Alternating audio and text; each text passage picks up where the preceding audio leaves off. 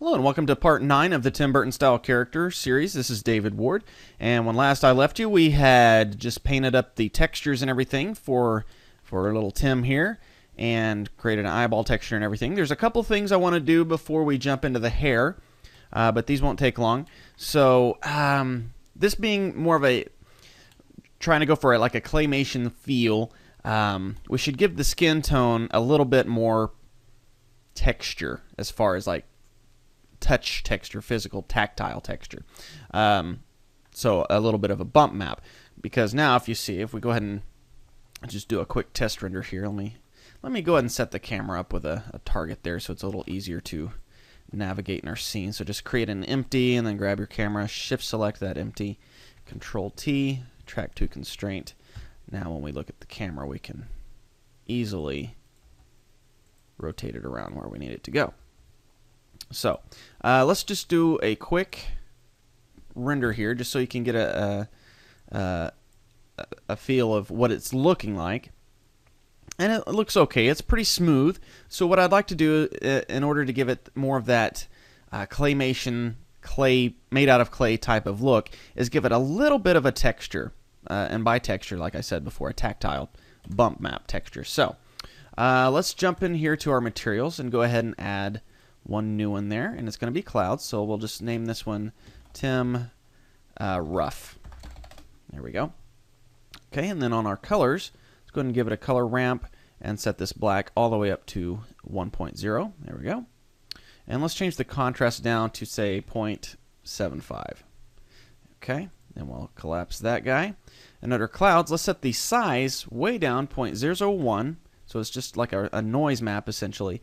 But we're going to set the depth up a little bit to 5. Okay, and then go ahead and collapse that one. And under mapping, go ahead and change the coordinates to UV, so it maps it nice and flat across there. And we don't want it to do the color, we want it to do the normals. Now, if we render it now, it'll look very rough, like it's made out of concrete or something, so we don't want that. So let's set the normals way, way, way down to about 0.05. So now, when we render, we'll be able to see a tiny bit of a rough surface there. And that even might be a little bit too much there. So let's go ahead and escape out of there, and let's set the normal amount even further. Let's try 0.03, and we'll do a test render of that. I believe that'll look about right.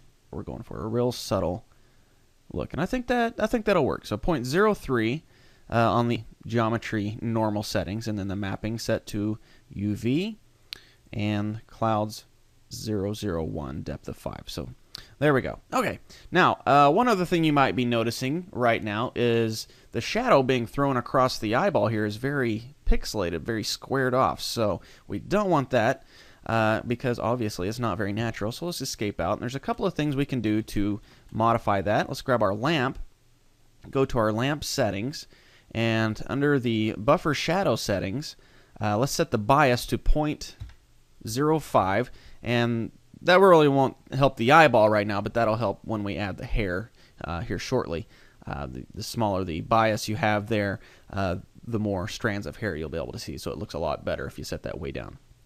Okay, so to help adjust that shadow, let's set the softness, well, leave the softness at 3, set the size to 4000, and then the samples, we'll bump that up to 4, and the sample buffers also up to 4. Now, you can do the same thing on this other lamp if you like. I'll go ahead and do that.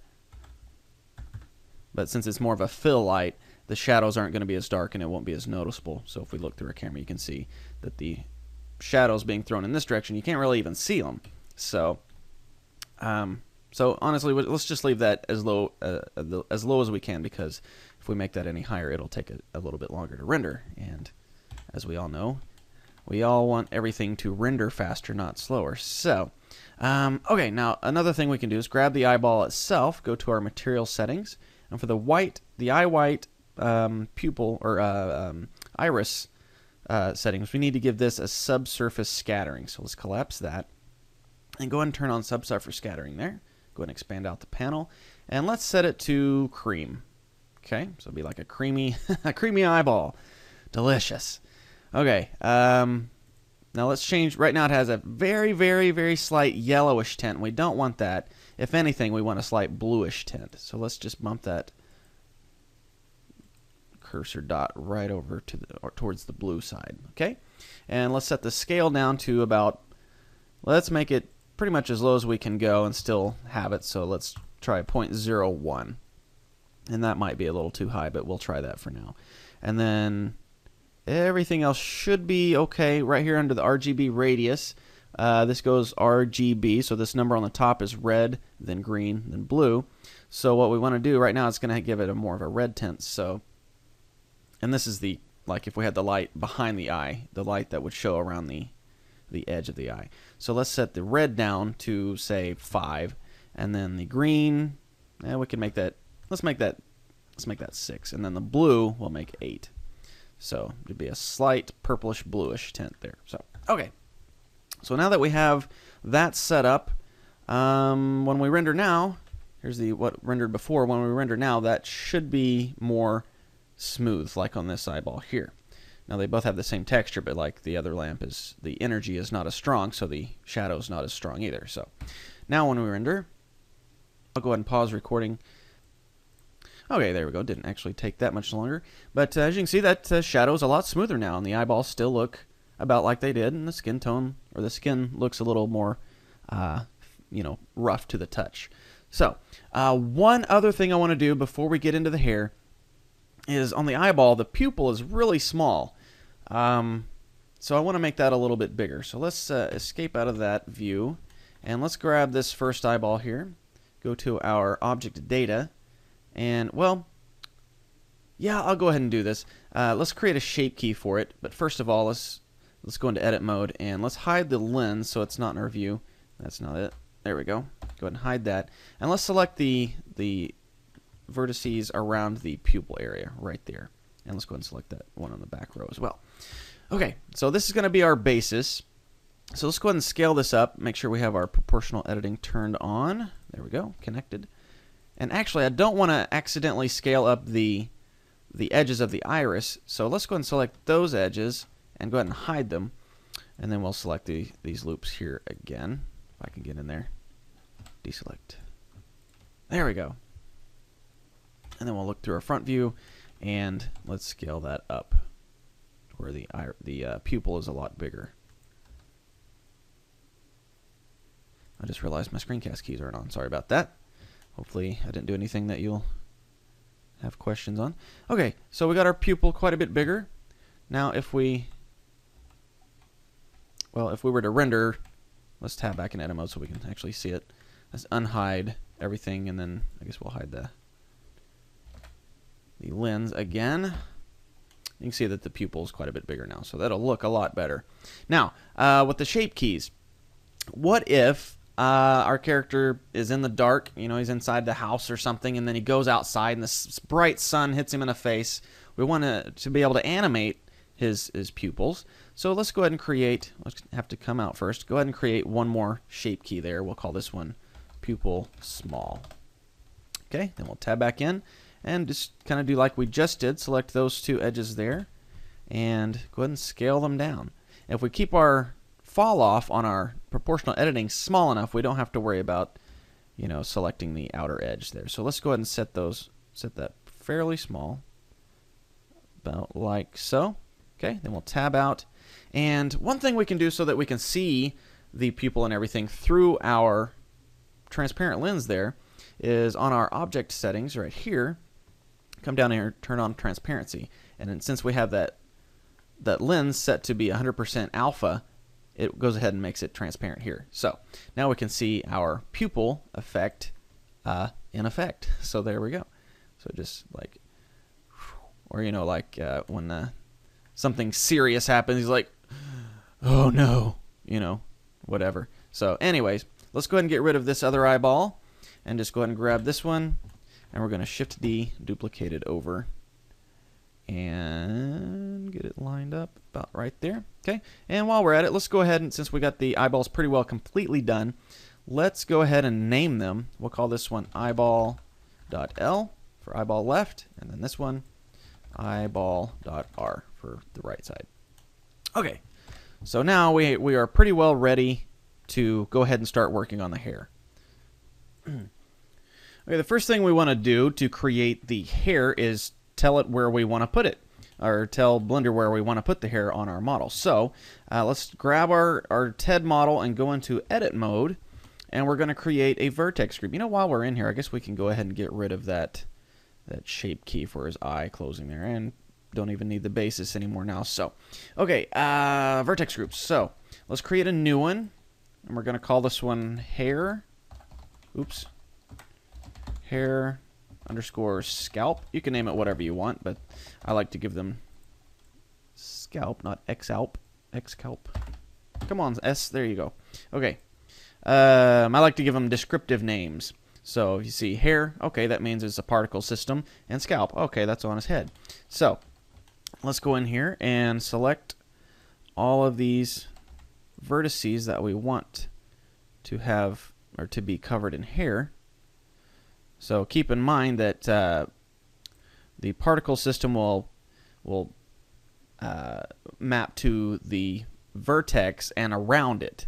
So for example, say this vertex right here, this particular one right there, it'll put hair on all the faces around that.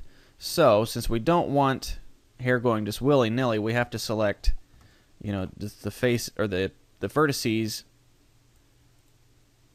How can I explain this? We want to leave a border between the selected vertices and the non-selected, because like for right here we want to put sideburns on them, but we just want it to be, you know, around these faces right here. So I'm just going to only select these two vertices right here.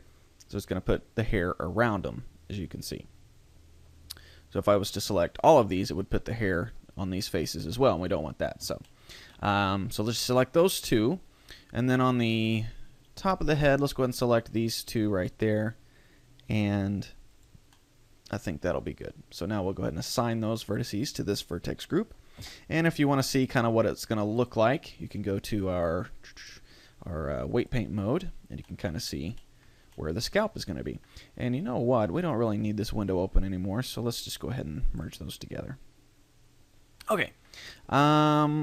So that's going to be for our head. And while we're at it, let's go ahead and create one for the eyebrows. So let's go ahead and create a new one. And we'll also call this one hair underscore brows. Okay. And then let's come out of weight paint mode and to edit mode. And same thing on the vertices for the eyebrows. We don't want to select, like I want to put them right here in this row, but I don't want them up in here and I don't want them in here. But since we have very limited choice there, let's just go ahead and select these guys here, and then we'll go ahead and assign those. Okay, and then if we go into weight paint mode, you can see, that looks okay. The eyebrows will go in onto the red space there. So there's the scalp, and there's the brows. So, all right. So we're ready to go ahead and start putting the actual particle hair. And we go ahead and save. And we'll go to our particle system over here. Go ahead and add a new one. And we'll go ahead and rename it to hair scalp. And then maybe copy that name and paste it into there. There we go. Change it to a hair, the type to hair. And go ahead and set the advanced tab there. Now before we go any further, let's go ahead and go all the way down to our vertex group section right there. And under density, click in there and choose hair scalp. And it'll only put this particle hair there on that vertex group. Okay, so now we can change some of the settings up here to get it a little shorter. For example, under velocity, we change the normal to, let's try 0.25. And that'll make it quite a bit shorter. It's still a little bit too long, so let's try 0.15. And I think that'll work. Okay. So let's go ahead and set a few other things up. Let's go ahead and collapse that guy. Collapse that guy. Collapse that. Render, we need to go ahead and, let's go ahead and create a new material for it. We'll go to our material section and create a new slot for material and say new. And we'll go ahead and name this one Tim Hair. Okay. And under diffuse, we can just set the intensity all the way up to 1. We don't need to worry about the color right here because we're going to give it a blend texture map for that. But we do need to mess with the, actually, with the preview still available, we need to change the specular. So let's set that to about 0.25, and then the hardness to about 30. Okay. And let's go to our texture settings there, scroll up here, create a new one, and we're going to go to blend, and then go ahead and turn on colors, expand that one, that little guy there, turn on ramp. And since the black left side's already chosen, let's go ahead and click in there, set the alpha all the way up to 1. And this is going to be a very dark blue, very dark purplish blue. So let's set it to about maybe right there, a little bit darker. Okay. And then this one's going to be more of a bright bluish tone, maybe a little bit grayer. About like so. And let's, on the preview, let's go ahead and set it to both, and then change the type of preview to the particle hair there. Okay, so you can see right now it's fading from the left to the right, and we don't want that. We want it to fade from the bottom to the top. So it would be darker at the bottom, blending to the lighter at the top. So go ahead and collapse that guy, and under mapping, change that to strand/particle. There you can see it does it a lot better. Okay, so that's pretty well all we need to do here in the texture settings. Let's go ahead and change the name of this to Tim Hair Blend. Okay, and then go to our material settings, and now we need to change some of the things in here. Let's go ahead and collapse that, and under strand, since it's going to be like a claymation type of character, I also want the hair to kind of look like it's made out of clay. So let's set the tip all the way down so it kind of thins out to the tip. And then the root, let's make that really big. Let's make that 5. So you can see here it looks more thick at the bottom, gradually, fading out to the small tip. Okay, so we got the material pretty well set up. Let's go back to our particle settings, and we need to tell the renderer, since this new Tim Hair is the second material on our model here, we need to tell the particle system to use material number 2, so it'll use those blue ones. Okay, so now let's go ahead and set up the children settings right here. Change it to interpolated. Okay, and you can see it looks like he's got kind of got an afro thing going on now. But one thing you can do under the children to make it look more claymation style, or I say claymation, made like it's made out of clay. Change the clump almost all the way up to 1.0, but we're going to make it 0.95. Just slightly off there. And it looks a little more spiky now. Let's give the shape a little bit, 0.25 maybe. Okay, kind of rounds it out. Okay, so let's go ahead and just do a quick test render just so you can see what that's kind of looking like. So let's zoom out our camera and then move the target up there.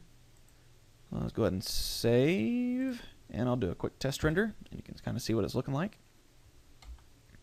And I'll go ahead and pause recording so you don't have to sit here and wait for it. Okay, so that's done. It took a couple of minutes to render that. The material we set up isn't really behaving like I expected it to, so I might have to play with that a little bit and figure out why it's not working like it should. But in the meantime, the reason this took so long to render is if we go ahead and escape out, grab our model again, and we're under the particle settings.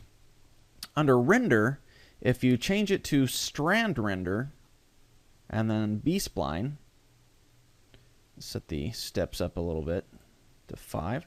Okay, it'll render quite a bit faster. So let me go ahead and render this one out now. And you see, right, last time it took 2 minutes and 11, almost 12 seconds. So with that set to strand render and B-spline, we'll see how long it takes now. So again, I'll pause recording and I'll be right back. Okay, and you can see that took less than half as long to do. It took 2 minutes 12 seconds before. This time it only took almost 49 seconds. So that's the strand render and B-spline really make a big difference on rendering times. So again, I'm not sure what's going on with the material. Like I said, I'll mess with that after a while. But for now, let's go ahead and start styling the hair, because we don't want him to have an afro.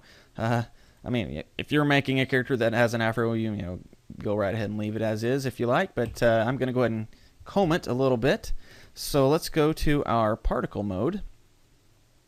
Okay, and now we're going to grab our comb and go go ahead and just start combing. Now, one thing I noticed on my model here, let's go back to our modifiers, is for some reason I have the subdivisions, the views set to 2 and the render to 1. That needs to be the opposite. Let's set the views to 1 and the render to 2. So there we go. And it'll be a little easier to comb now that we have fewer polygons to count, to construct there on the fly. So just kind of comb this as you see fit. I'm just kind of going to give him just a generic sloppy haircut.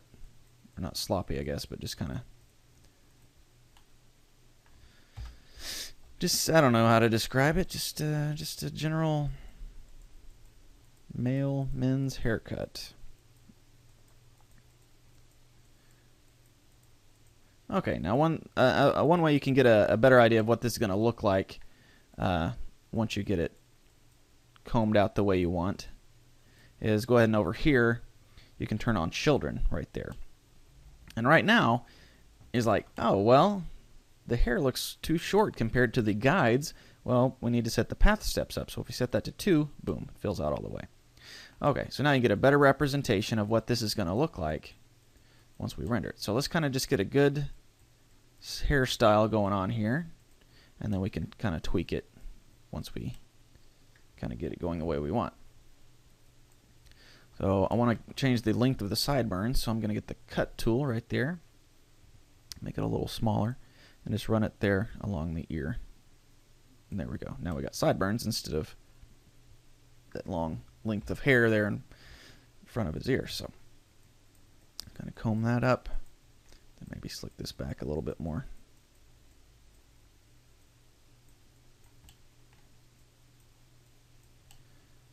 Okay, so it's starting to look all right. I'd like to make the front top a little bit longer, so I'm going to go to the length tool right there and set the strength down a little bit, and we're just going to run that over the length there, and you can see it's growing it out. So I kind of give it more of a Tim Burton style hairstyle, like if you saw Batman Returns, the hairstyle that Christopher Walken had.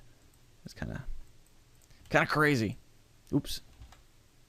There we go. Okay, so sometimes it's hard to get a good visual of what this is going to look like because you're seeing all of the hair, even the back of it when you're looking. It's got the X-ray type of setting on it. So the way we turn that off is right here. Limit selection to visible. Go ahead and turn that off, and you can get a better view of what that's going to look like.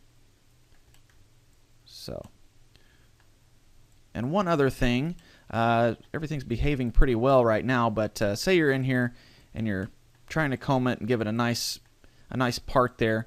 There's a couple of things you can do. You can create 2 separate vertex groups, like we created the one for the whole scalp, but you can create a couple of them and use 2 different particle systems for each side of the head. But you don't have to do that. Like, say for example, I want to bring this one section of hair down, but if I use this comb tool and just grab it, it's going to move everything around it. So what we can do is go to right here, particle select and display mode, right there where it's just the tip, and then you can just right click right there on that one tip and just drag that one section of hair down. So this can give you a lot more control over areas, giving you precision control where you don't have to select everything around it. So this could also work, say, if you're creating like a little kid and you want to give him, a big double crown cowlick type of thing. You just grab the one hair or the one particle and just drag them up instead of having to grab the whole group and then just try to mess with it. But anyways, so starting to take shape here. Go ahead and just grab that whole group there. And if you want to get a better smoothness here while you're combing it and everything, you can come down here and since we had to set the steps up to 2 to be able to see the preview all the way to the tips, you can keep setting that up and you can see it smooths it out even more. So, give you a better idea. Better ideas of what it's going to look like are always good. So, let's Let's go ahead and select that one tip there and drag it a little further down. And as you can see, Blender likes to double up the tips sometimes. Like you think you're grabbing one and then you move it and there's one right underneath it. So gotta make sure you're grabbing all of them when you're doing something like that.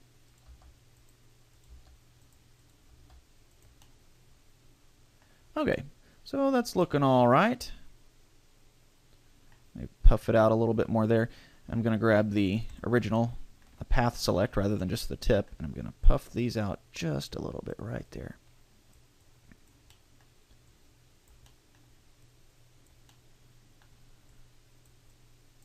Okay, all right. I think we're ready for a test render. So it's looking okay. I'll go ahead and do a test render, and then I'll play with the material problem that we were having, and then when I find out the solution, I'll come back. But we'll go ahead and do a test render here real quick. So let's go ahead and save this. Go ahead and render that out. I'll pause recording so we don't have to wait on it. Be right back. Okay, so now we can see what that looks like with being combed and everything, and it's a little rough. We might smooth that up a little bit, but I think it's looking okay for now. Like I said, I'm gonna play with this and see if I can't figure out why that's not that material that we created is not mapping properly. So stand by. I'll be right back. Okay, once again, just like on the the bump map painting earlier in earlier part, I can't figure out why this is not working. It might have something to do with the screen recording software making it behave differently or something. I don't know, but I know it worked when I was playing with it before I was recording. So anyways, what we can do is just change the diffuse color to that grayish blue that we're going for. Like so, maybe a little darker. Okay, so let's just do a quick test render of that. Make sure that's going to look good. Go ahead and pause recording so we can see it when it's done. And obviously I need to go ahead and I guess go ahead and get rid of that texture altogether. So just be the solid blue. And before I render again, the style of hair is kind of bugging me. Let me go ahead and jump back into particle mode and comb that up just a little bit better. Set the strength down some, about 0.5. And let's bring some of this hair down over this face a little bit better. Maybe make the brush a little bit bigger. There we go. Coming through his eyebrows there is not good.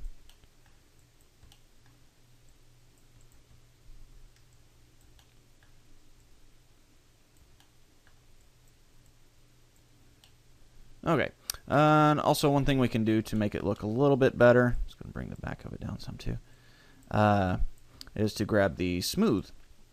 And let's set the strength way, way down, about 0.35 or so. Set the radius a little higher, and just gently brush over that, and it'll take away some of that,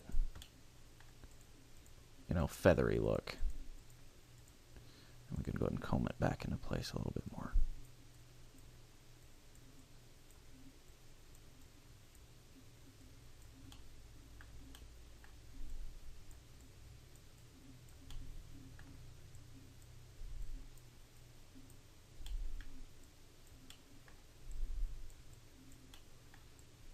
Okay, you can sit there and play with it for however long you have patience for, and get it to look the way you want, whatever hairstyle you're going for. So I think I'm going to call that good on the hairstyle. And let's come back to object mode. One thing I want to make sure I've done on the particle system is under render, there we go. Under render, if you change the random all the way up to 1, it'll give your hair a little bit, well, there we go. Let it stay there. Wireless mouse. I guess I need to get a new one. Anyways, that'll make it look a little bit better if you set the random length so it's not all the exact same length. And then let's set the shape here to a little less like that, and then maybe the clump a little less to 0.85. And since we're using the strand render and the B-spline, we can set the amount of children up. Right now it's rendering 100 per every one strand you see. If we turn off, or if we display 0, you can see it's going to render 100 strands for every one strand you see here. So let's make it a little thicker. Let's try 250, and that'll give us a little bit thicker hair. So, wow, 30 minutes. Apologize for the length of this one, too. I think we covered some good material, though. So let me go ahead and set this up, go ahead and save, and I'll render it out, and we'll call this one Part 9 done. So let me go ahead and render, and I'll be right back. Okay, so now we got a pretty acceptable looking head of hair there. Some of the settings, oh, by the way, I figured out why the material or the texture wasn't working. So I went ahead and added it back on there, and the problem is the specular level was set to white, and the intensity was well, the intensity didn't matter, but the hardness was too low, so it was giving it a very non-glossy feel, so it was distributing the white gloss across way too big of an area, if that makes sense. So change the specular to a nice purplish color and set the hardness way up to 80, and as you can see, now it works okay. So there we go. That's going to be it for Part 9. Sorry this one took so long. Part 10, we'll jump in and do the eyebrows and then maybe start working on some clothing items. So thanks for watching, and I'll catch you in Part 10.